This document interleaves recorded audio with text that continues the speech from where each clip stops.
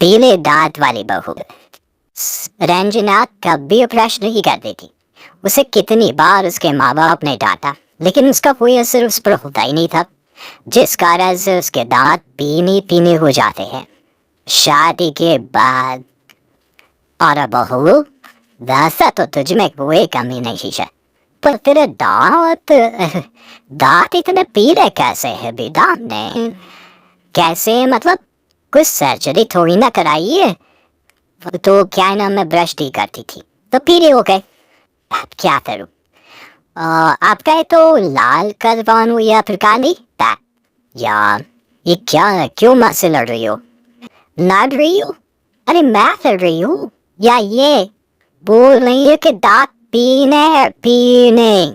अरे तपस्या थोड़ी ना किया इन्हें पीले करने के लिए, बकायदा ब्रश नहीं किया है मेरे साथ, तब जाकर शी कैसे बात कर रही हो?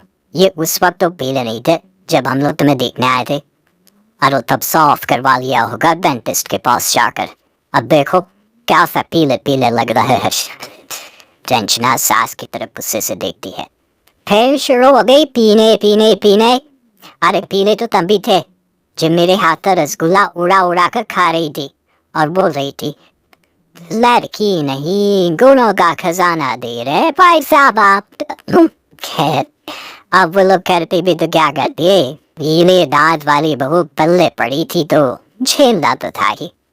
एक दिन कीर्तन में रंजना गाना गा रही थी।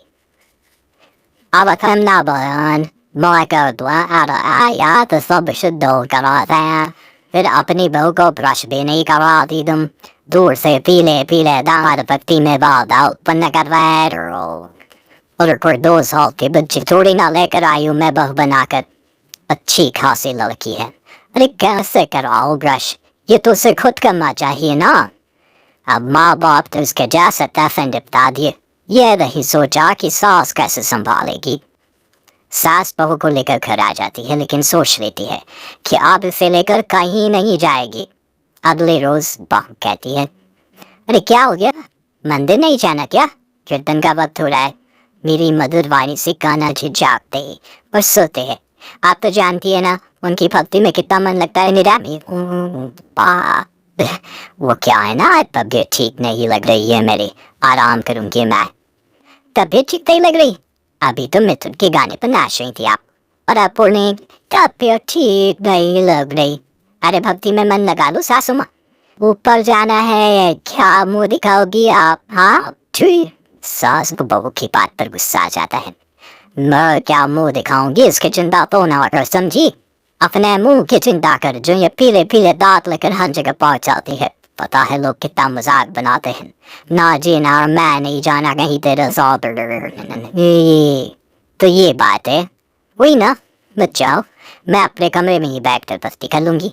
ऊपर वाला दांत थोड़ी ना देखता है, मन देखता है, भावना देखता है।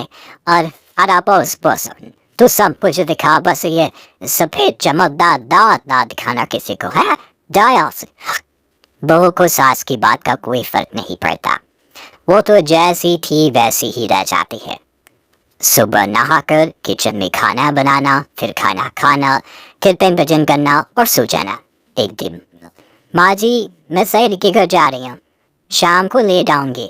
हो तो जाना, मैंने कहा सवेरी आरती करनी है घर पर बैठकर। रंजना सहेली के घर जाती है जहाँ वो पार्टी में जाने की तैयारी कर रही हूँ। अरे शिखा, कहाँ जाने की तैयारी कर रही है? मैं गलत वक्त पर आ गई क्या? अरे नहीं यार, ऑफ द सही वक्त पर आ यार। मैंने ये साड़ी और ज्वेलरी निकाली है यार, शाम को इनके ऑफिस की एक पार्टी में जाना है। बताना कैसा लग रहा है ये सब? नहीं यार, इस ड्रेस के साथ तो वो वाली ज्वेलरी अच्छी लगेगी। हाँ सही बोल रही है, मैंने ध्यान ही नहीं दिया। वैसे तो हमेशा से मस्त फैशन सेंस रखती है। तो बड़ा जाती होगी ना पति के साथ पार्टी में। रंजना कुछ नहीं भूलती, बस सोचती है कि यार काशी बर्थडे ही हो जाती, पर मैं क्यों नहीं जाती पार्टी में? क्या इन लोगों की कोई पार्टी होती नहीं होगी? रंजना घर आती है और रात में पति से सवाल करती है, एक बात बताइए, आप मुझे किसी पार्टी में क्यों नहीं ले जाते? क्या आपके यहाँ ऑफिस में पार्टी नहीं होती? पति बेचारा क्या कहता कि दांत पीले तुम्हारे इसलिए। और कोई पार्टी होती नहीं हम लोगों के ऑफिस में, तो कहाँ से लेकर जाऊँ। और मार्केट मॉल, कहीं वीकेंड घूमना, कहीं तो अरे यार सारे हफ्ते में एक छुट्टी मिलती है, तो सोचता हूँ कि आराम ही कर लूँ। क्यों रंजना मन मार के रह जाती है। पहले कभी सास के साथ मंदिर जाया करती थी, लेकिन वो भी सास ने ले जाना बंद कर दिया। घर बैठी बैठी रंजना बोर हो जाती है। तभी उसे आइडिया आता है और वो फाइक के जाने का सोचती है। सासू माँ 2 दिनों के लिए मम्मी के घर जा रही हूँ। ओ अच्छा ठीक है, आराम से जा। और हाँ, माँ से कुछ अच्छी आदत सीख कर आना कि कैसे शरीर के हर बात की तरह दांतों की सफाई भी जरूरी होती है, समझी। शुरू हो गई ना आप। वो लोग आपकी तरह नहीं है कि छोटी छोटी बात का बतंगड़ बना दे।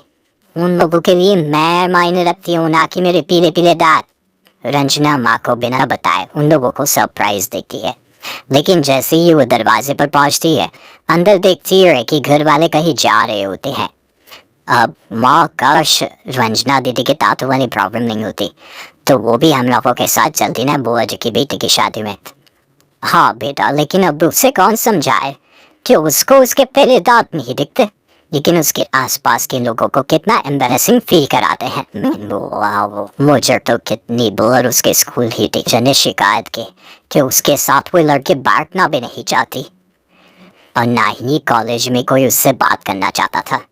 लेकिन पता नहीं क्यों उसे ये बात समझ में ही नहीं आती। वो एक कमी नहीं है उस लड़की में, बस यही कि दांत पीले। वो तो भला हो जीजा जी और उनकी माँ का, जो दीदी को जैसी है वैसे ही रखा हुआ है। रंजना को अपने घर वालों की बात सुनकर बहुत दुख होता है। वो सोचती है कि वो क्या करे, लेकिन फिर वो सीधा डेंटिस्ट के पास जाती है, अपने दांत चमकाती है और कसम खाती है कि वो रोज ब्रश करेगी। और क्या हो गया, तुम तो 2 दिनों के लिए गई थी ना। पर कोई ना, अच्छा है चलो आ गई तो। रंजना सास के सामने आकर खड़ी हो जाती है और पूरी स्माइल करती है, उसके चमकदार दांतों को दिखाती हुई। जमर मत गिरे। माँ मुझे माफ कर दीजिए, मैंने आप लोगों को बहुत एम्बेरसिंग फील करवाया। मैं आज से रोज ब्रश करूंगी।